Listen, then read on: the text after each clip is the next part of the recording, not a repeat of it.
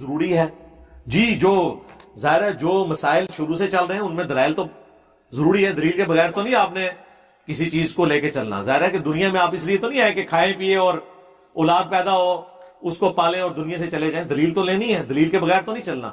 ورنہ تو اگر آپ کی محلے کی مسجد بریلویوں کی ہے تو آپ مرتے دم تک بریلوی رہیں گے.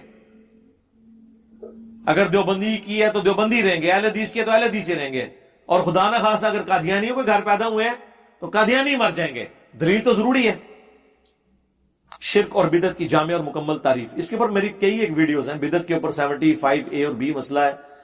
شرک کے اوپر بھی. شرک کے بارے میں بس ایک موٹی بات یاد رکھیں, ایاک نعبد و ایاک نستعین.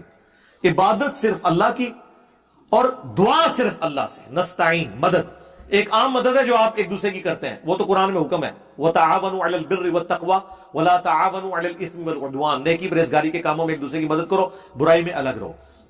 مثلا میں ان کو مجھے پانی پلا دیں, ٹھیک ہے, یہ بغداد شریف میں ادھر بھی قبر شریف میں اور میں کو پانی پلا دیں, ٹائم قیامت تک کوئی نیچے پلانٹ لگا کے شرک ہو جائے گا. غائب میں مدد ہوگی. کہتے نہیں قرآن میں یہ تو لکھا ہے کہ اللہ ہی سے مانگتے ہیں, یہ کہاں لکھا ہوا ہے کہ اور کسی سے نہیں مانگتے؟ ہائے ہائے صدقے کا ماں, کتھے جا کے تم شیطان نے سٹیا یار, کتھے دماغ گیا ہے تھوڑا.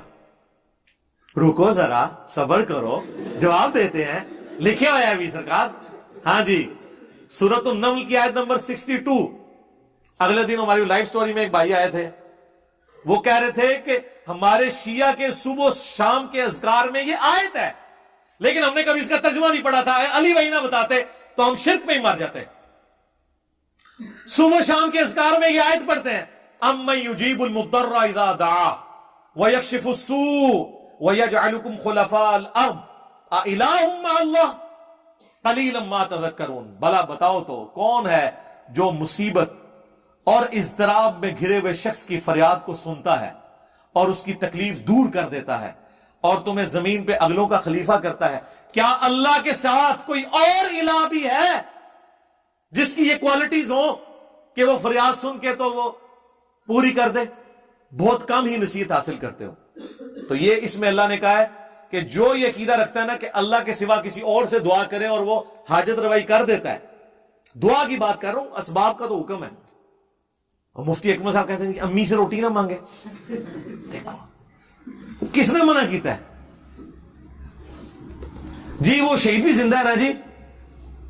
جب ہم کہتے ہیں نا امی مر جائے تو روٹی تو نہیں کو مانگتا, وہ کہتے ہیں ٹھیک ہے جی اما نے مر گئی, شہید تے زندہ ہے, قرآن میں ہے. سرکار قرآن میں یہ تو نہیں لکھا کہ شہید زندہ ہے, صرف لکھا ہے کہ تمہیں اس کی زندگی کا شعور نہیں ہے. تو جب شعور ہی نہیں, اگلا کام کیوں؟ وہ کہتے ہیں جی یہ آپ کو کہا گیا ہے کہ ان کو ڈنگروں کو شعور نہیں ہے, ہمیں تو شعور ہے کہ وہ زندہ ایسی منگنے ہیں. دیکھو کیسا شیطان انہوں نے پٹی پڑھا ہے. لیکن سرکار شیطان دی تے اینڈ ہے نا, رحمان کو تو نہیں جیت سکتا. تو رحمان کے بندے تو ہیں نا جو آپ کو اس کا جواب دیں گے کہ اچھا اگر شہید زندہ ہے تو شہید جب مر جاتا ہے اس کی بیوہ نکاح کیوں کرتی ہے؟ آرام کاری کرتی ہے کیونکہ اس کا جنا تے زندہ ہے. زندہ جنا ہوئے جدا او دی زنانی اگر ویاہ کرے تو وہ کیا ہوندی ہے؟ نہیں او زندہ اور تے اے زندہ اور. ہاں آنا ادھر ہوں تو داڑھ تھلے. ہاں جعفر طیار شہید ہوئے غزوہ موتا میں, بخاری میں آتا ہے اللہ نے ان کو جنت میں 2 پر دے دیے کیونکہ ان کے 2 بازو کٹے تھے, جنہوں نے نجاشی کے دربار میں سورہ مریم پڑھی تھی. مولا علی کے بھائی تھے, ان کی بیوی تھی اسما بنت امیس.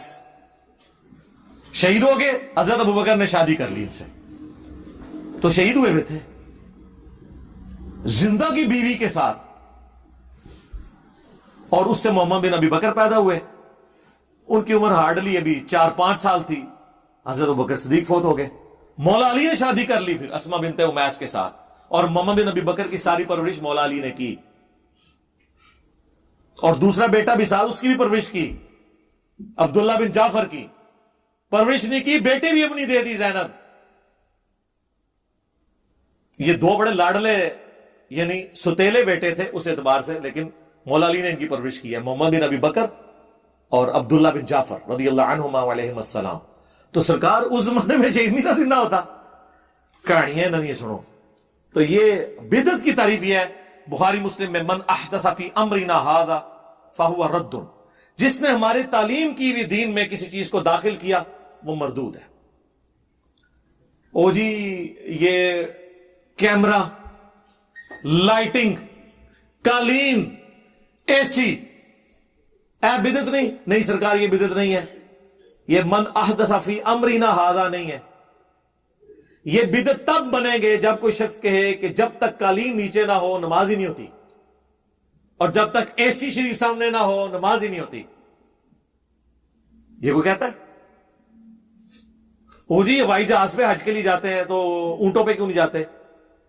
سرکار کس نے کہا ہے کہ ہوائی جہاز پہ جانا حج کا رکن ہے؟ وہاں جا کے حج کی جو رسومات ہیں وہ تو اسی طریقے سے ہوتی ہیں۔ یہ تو ایک ذریعہ، اور اس کے بارے میں صحیح مسلم حدیث ہے، جس نے اسلام میں اچھا طریقہ جاری کیا اسے ثواب ملے گا، جتنے لوگ اس پہ عمل کریں گے اس کا ثواب بھی اس کو ملے گا، اور دوسروں کے ثواب میں کمی بھی نہیں ہوگی۔ اور جس نے برا طریقہ جاری کیا، بری بدعت نہیں، سنتن حسنتن اور سنتن سیئتن، جیسے امام بخاری نے سنتن حسنتن جاری کی ہے کہ صحیح حدیثوں کو ایک جگہ جمع کیا۔ یہ حضرت ابوبکر، عمر، عثمان و علی نے تو یہ کام نہیں نہ کیا، اللہ نے ان کو سجھایا کہ بھئی پہلے تو صحابہ تابعین تھے، وہ ڈائریکٹ سورس تھے۔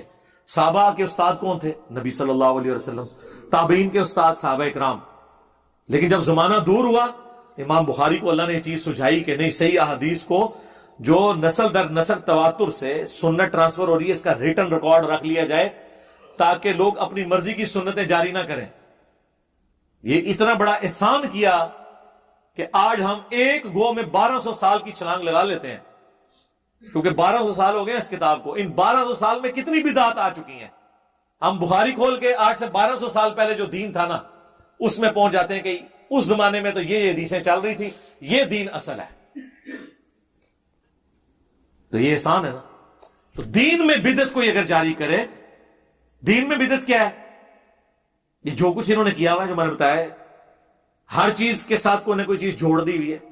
تیجا، 40واں، درباروں کے اوپر ڈھول، مزارات بنانا، جلسے جلوس اس قسم کے کہ جن کو دین کے حصے کے طور پہ کریں۔ ویسے اگر درس قرآن ہو تو اس کی اصل تو موجود ہے، ہم بھی یہاں کرتے ہیں۔